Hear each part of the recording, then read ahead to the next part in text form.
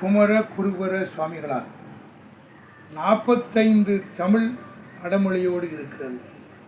செந்தமிழென்றுக்கு தண்டமிழ் இருக்கின்றது, செம்மொழி என்று தமிழென்றும் இருக்கிற அந்த குமரகுரு சுவாமிகள் 17ஆம் நூற்றாண்டில் பிறந்து மீனாட்சி பிள்ளைத்தமிழ் எழுதி வடபுலம் சென்று காசியில் இருந்து தமிழை வடபுலத்தில் தமிழை வளர்த்தார்.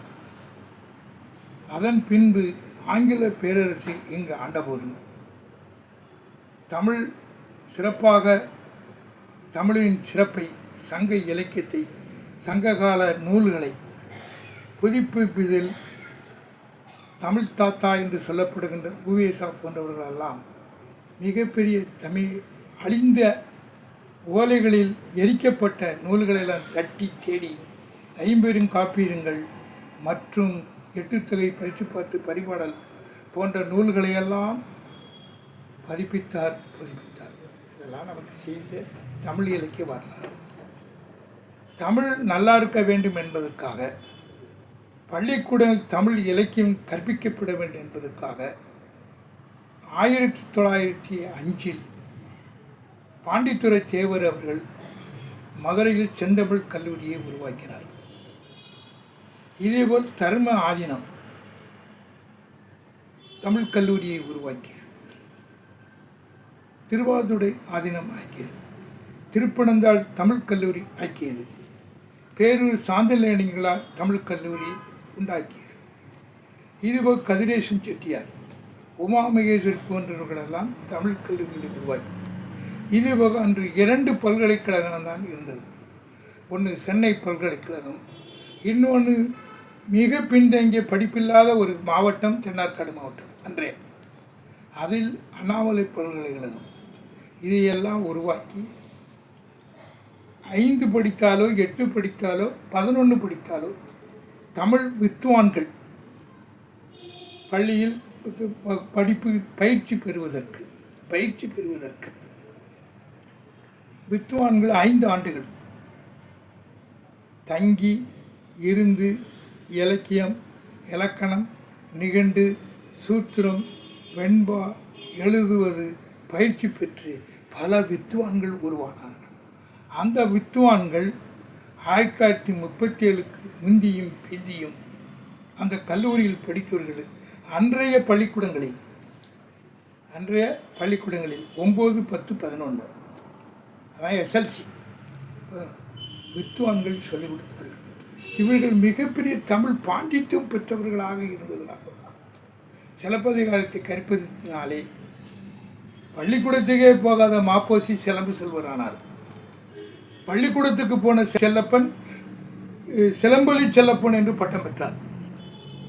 இதேபோல் கம்பராமாயணத்தை படித்தவர்கள் நீதியரசர் முகமது இஸ்மாயில், கோவை கம்பன் என்று அழைக்கப்படுகின்ற கருத்திரமன், காரைக்குடியில் இருக்கிற சா கணேசன் போன்றவர்களெல்லாம் கம்பராமாயணத்தில் பாண்டித்யம் பெற்றார்கள்.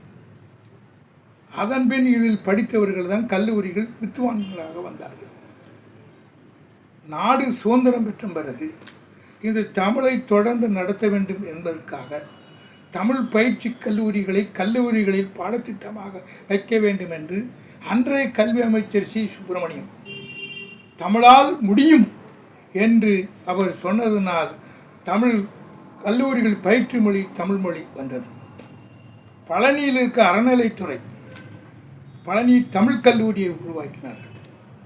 காலப்போக்கில் அந்த தமிழ் கல்லூரி 67 வரைக்கும் வித்வான்கள் பள்ளிக்கூடத்தில் வந்தவர்கள் இன்று இருக்கிற 60-70 வயதுக்காரர்கள் அந்த வித்வான்களிடம் படித்தவர்களிடம் தமிழ் புலமையும் பாண்டியத்துவம் இலக்கியமும் இருந்தது. இப்பொழுது இருக்க தமிழ் வாத்தியார்களுக்கு, ஆசிரியர்களுக்கு 50 இலக்கியம் எது, 8 தொகை எது, 17 கீழ்கணக்கு எது, எதுவுமே தெரியாத ஒரு சூழ்நிலை இப்பொழுது வந்துவிட்டது. இது தமிழுக்கு மிகப்பெரிய ஆபத்து என்று நான் உணர்கிறேன். இப்பொழுது கல்லூரிகளில் தமிழ் வித்வான் சொல்லிக் கொடுக்கிற தமிழ் பாடம் என்பது பேரளவில் இருக்கிறது. புரட்சித் தலைவர் எம்ஜிஆர் அவர்கள் தமிழை வளர்க்க வேண்டும், தமிழை மேம்படுத்த வேண்டும், தஞ்சை பல்கலைக்கழகத்தை உருவாக்கினார். இப்பொழுது அங்கேயும் தமிழ் இல்லை, எங்கேயும் தமிழ் இல்லை.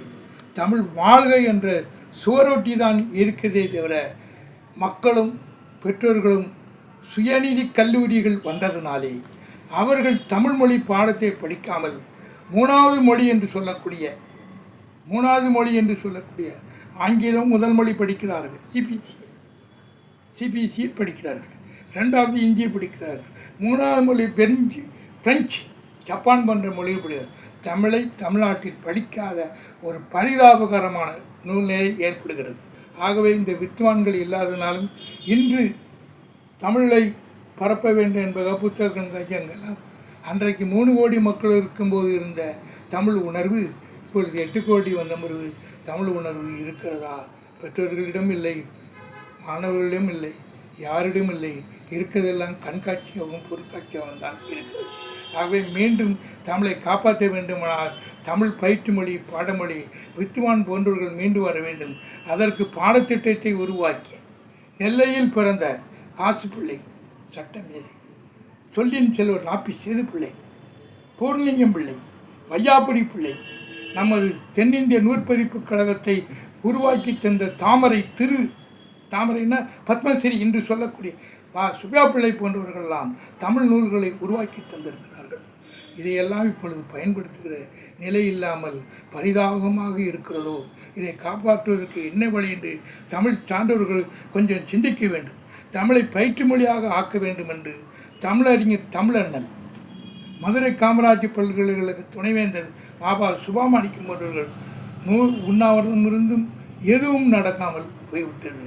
தமிழ் பள்ளி என்று சொன்னால் அவன் செல்ஃப் ஃபைனான்ஸு சிபிஎஸ்சி போர்டு வைத்து கொண்டு பாடத்தை நடத்தி தமிழையும் தெரியாமல் ஆங்கிலமும் தெளிவாக தெரியாமல் இவன் ஊமையாக தமிழன் இருந்து கொண்டிருக்கிறான் என்பதை நீங்கள் எல்லாம் பார்க்க வேண்டும், சிந்திக்க வேண்டும். இருக்கிற தமிழனை காப்பாற்ற வேண்டும், தமிழ் மொழியை காப்பாற்ற வேண்டும். உலகத்தில் இருக்கிற பல நாடுகள் தமிழ் மொழி மீது விருப்பம் கொண்டு படித்து கொண்டு இருக்கும்போது சொந்த தமிழ்நாட்டில் படிக்காமல் இருப்பது வேதனையாக இருக்கிறது. இதை சரி செய்ய வேண்டும் என்று விரும்பி வேண்டி கேட்டுக்கொள்கிறேன்.